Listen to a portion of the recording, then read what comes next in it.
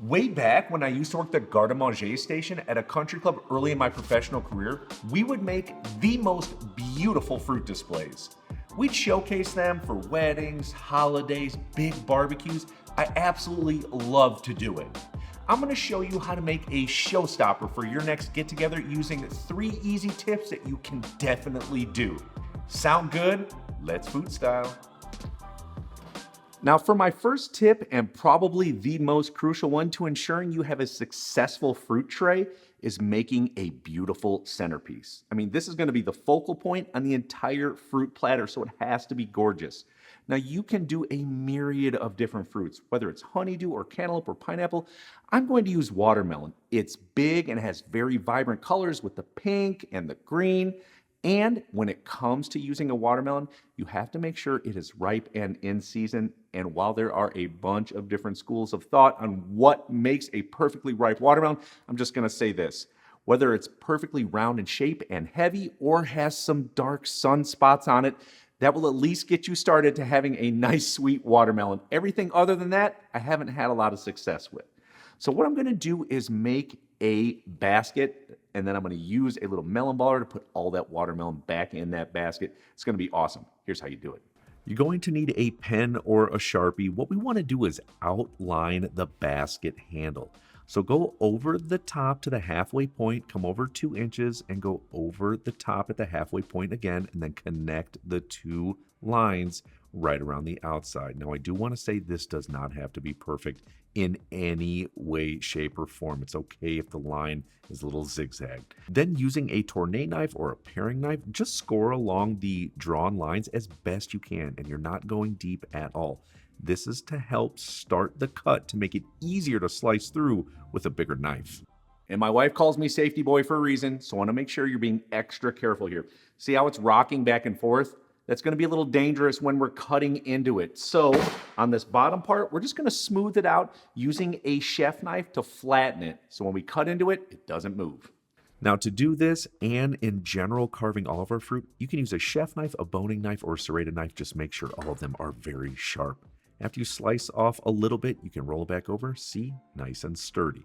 Now take your knife, and I'm going to use a chef knife because I'm most comfortable using it, and we are going to gently press down where I've scored using that tourné knife. Now, once I get to the bottom of where my lines are, I'm not going to go all the way down and try to connect it. If you ever cut through watermelon and it splits, I want to be careful, so I'm going to take it out in chunks. I'm going to go down just a couple inches from where I sliced before and take out 1-inch thick slices until I get that perfectly formed basket that I'm looking for. Now, do the same thing on the other side. Be careful when doing this. Take chunks out of the side until you get it to where you want it. Then I'm going to use a tourné knife just to come in there and carve out the handle. Now, you can also use the chef knife, but I prefer a smaller knife for accuracy. Then slice through it at the bottom and then pull that big old chunk out. Now, you've got a nice little handle. Feel free to clean it up using that tourné knife as well. So what happens if you accidentally cut through the basket top? Well, to be honest with you, it has absolutely happened to me, so don't stress out. Just use some toothpicks. Put it in the top basket part and push it right down into the bottom part. You'll be fine. The whole goal is to make this beautiful. No one is going to know. Now, all right, I want to scoop some melon balls out of here. I love this little melon ball. These are just great to have. Just makes things a little bit more beautiful. Lets people know you put the extra touch on things. And I think people appreciate that. This is an OXO brand. I think I picked it up for like $7 on Amazon. I'll drop a link for you. But all we do is get in there and scoop, and we're good. You'll probably get about 80 to 90 watermelon balls in total. Just press down and turn the scooper. Boom, you're good. Once you get down to that first layer and you can't make any other scoops, just take a spoon and carve down until it's flat again. Repeat the process until you get all the way down to the bottom of the watermelon. Now, there are going to be some chunks of that watermelon that we cut out, like inside the basket handle. That's great to use this melon baller. Again, utilize as much as you can. Totally fine to use the thicker chunks that have the green rind on it as well. All is good. Now, for the bottom of it, I'm just going to use that spoon and sort of carve it out to make it a little bit more rounder on the bottom. This does not have to be perfect in any way. Just scrape it to make it look a little bit nicer. And at this stage, we're going to take some of those bigger chunks that we couldn't get melon balls out of, and we're going to put them at the bottom. They're still edible pieces. This is going to help make our basket look very plentiful and full of the melon ball watermelon that we already took out of it. See, a nice overflowing watermelon basket. Absolutely beautiful. Also, another option if you want to add color or make it even fuller is use the melon baller on some of the cantaloupe, honeydew, or pineapple. And until the entire fruit platter is finished, you can just cover that watermelon basket in plastic wrap. Just keep it in the refrigerator. Now, there is still going to be quite a bit of watermelon left over that didn't quite fit that melon ball mold. What can you do with that? I've got an awesome recipe on my website for agua fresca. Check it out. I think you'll dig it. It's a great way to utilize it. All right, for my second tip, color. What is more beautiful than a gigantic fruit spread that is loaded with different colors? And that really comes in the form of tropical fruits. So pineapples, honeydews, cantaloupes, those things are exactly what I'm going to use. So I'm going to start with honeydew melon. Now this has a green flesh in the interior. Now to ensure that you're picking out a ripe one, you will see some spider webbing on some of those. That indicates some ripeness. What I was always taught was on the bottom end here, okay, if you push in and it's a little bit soft, not too firm, that lets me know I'm good to go. So how do we prepare it? We just start by slicing off each end. Slice the end off and then give it a quick flip, slice the other end off. The main reason we do this is so that it's not rocking back and forth. You got a nice sturdy bottom there. Then using the chef knife, what we're going to do is carve down on the rind, exposing the flesh. You're maybe going in like 1/8 of an inch max. Then turn it, and you can see where the flesh meets the rind. Use that as a guide while constantly turning the honeydew melon until it's completely carved. Now, what I like to do at this stage is go back, see if there's any skin or rind anywhere, any big white pieces, and just carve those off. Perfect. Now, slice the honeydew melon in half lengthwise, then use a very large spoon. What we want to do is just get rid of the seeds. Now, you can puree this up and maybe make a quick drink out of it. I don't know. I don't do that. I just discard it. If you're one of those folks who just likes to utilize everything, you can try that. Now, at this stage, we're going to slice it in half one more time, turn it, and then slice it into roughly 1/2 inch thick slices all the way down. Now, here's the main reason we do this, because when we're going to plate it up, we're going to fan it out. It's going to look absolutely beautiful, just like this. Now, for the cantaloupe, the exact same process. Those nice sunspots, those nice soft push-in points on the core end.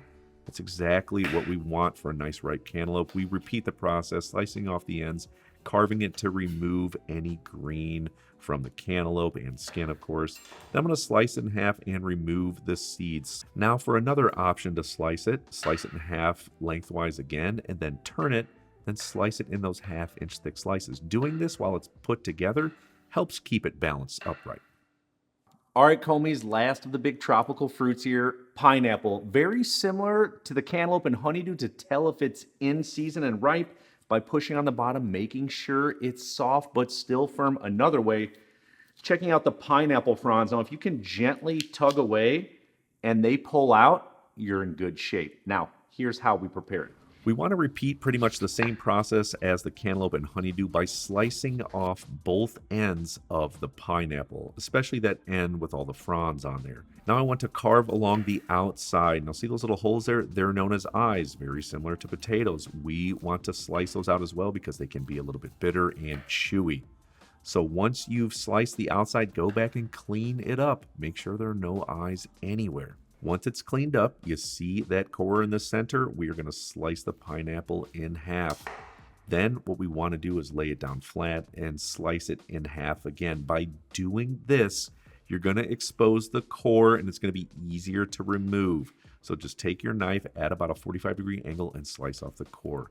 Then we turn it and slice it in the exact same manner as the cantaloupe and pineapple. Nice 1/2 inch thick, uniform slices. For the top of the pineapple, you could actually use this as a centerpiece to your fruit display if you'd like as well. And now it's time to start putting everything on our platter. I've got a nice big oversized tray here. You can use something like this or even smaller, use what you have. But once we plate everything up, we'll be able to see where our gaps are, which will lead us into tip number 3. So the first thing we're gonna do is put our watermelon basket right in the center. Carefully grab your watermelon basket from the bottom. Do not pick it up by the handle. Then I'm going to start with the cantaloupe. I'm going to fan it out on one side. Then I'm going to repeat the process directly on the other side. Again, making almost a T with it. Should look like this. Doing the same thing with the honeydew melon, making a sort of uniform T shape around the watermelon. Again, pineapple, exact same feature. And for my third and final tip, garnishes and fillers. But I'm going to use those in the same sense because there are some gaps that need to be filled. But for those, I'm going to garnish with berries. Also, another great thing to do is use fruit that maybe people don't often use, like dragon fruit, or I've got some regular kiwis and some golden kiwis. For the mint, I'll show you how to do that at the end. But when it comes to berries, if you're not using them on the day that you purchase them, what I was always taught is to put them in single layers in an airtight container and then really keep them on paper towels and stack them up maybe just 2 or 3 high. When they're in those little containers, things are jam-packed in there and squishing, and that's why they go bad so quickly. So airtight containers. All right, let's fill in those gaps. This part is up to you, but I'm going to start by doing blueberries on one side and then blueberries on the exact opposite side as well. Then with the raspberries, the same exact process. Now we obviously have a lot less berries than those big melon fruits, so we're only going to be able to do it on 2 sides. Then, how about strawberries? These are great. I like to leave the green ends on there as well for a hint of color. Makes it look really pretty. Then, of course, blackberries, add those to the board as well. Now, the goal here is to fill it in so you really don't see the bottom part of the platter. Makes a nice, plentiful board. How about some kiwi as well? Slice off the ends and then carve off the skin. If you've never prepared it this way, thinly slice it. I'm going to add it right to that board to fill in another gap. And I'm like 97% of the way finished with the fruit platter. But if you think about what got us to this stage, it's still fundamental basic techniques, and that includes knife cuts. When you do precision knife cuts, it just lets people know you put that extra time and care into things. And in return, what happens? It's just better. It's just more delicious. I don't know why, it just is.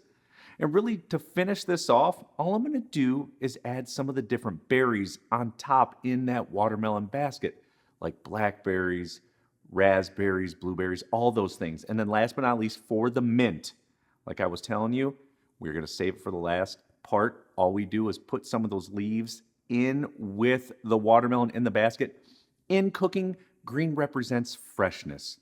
So when we do this, it gives a pop of green, lets everyone know that this is super fresh. A stunning fruit platter, a showstopper. And I'm telling you, you can do this. It can look identical to this. I promise you that. And if you like this, you're gonna love my charcuterie board recipe. I've got an awesome video. See you on there.